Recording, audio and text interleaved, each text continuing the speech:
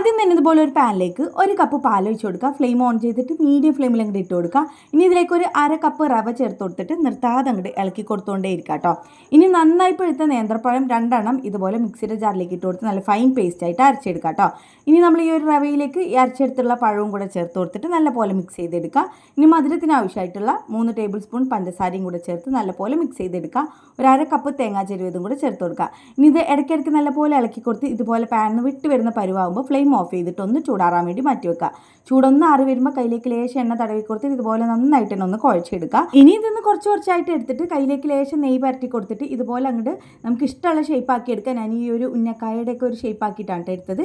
എന്നിട്ട് ഇത് ചൂടായ എണ്ണയിലേക്ക് അങ്ങോട്ട് ഇട്ട് കൊടുത്തിട്ട് മീഡിയം ഫ്ലെയിം ഇട്ടിട്ട് ഫ്രൈ ചെയ്തെടുക്കാം. ഇതുപോലെ ഓരോ സൈഡും വെന്ത് വരുമ്പോൾ തിരിച്ച് മറിച്ചൊക്കെ ഇട്ട് കൊടുത്ത് അതായത് ഇതുപോലെ നല്ല ഗോൾഡൻ ബ്രൗൺ കളറായി വരുമ്പോൾ നമുക്കിത് എണ്ണയിൽ നിന്ന് കോരി മാറ്റാം. അടിപൊളി ടേസ്റ്റാണ്, നല്ല സോഫ്റ്റാണ് കേട്ടോ. അപ്പോൾ ട്രൈ ചെയ്ത് നോക്കിയിട്ട് ഫീഡ്ബാക്ക് അറിയിക്കാം. Thank you.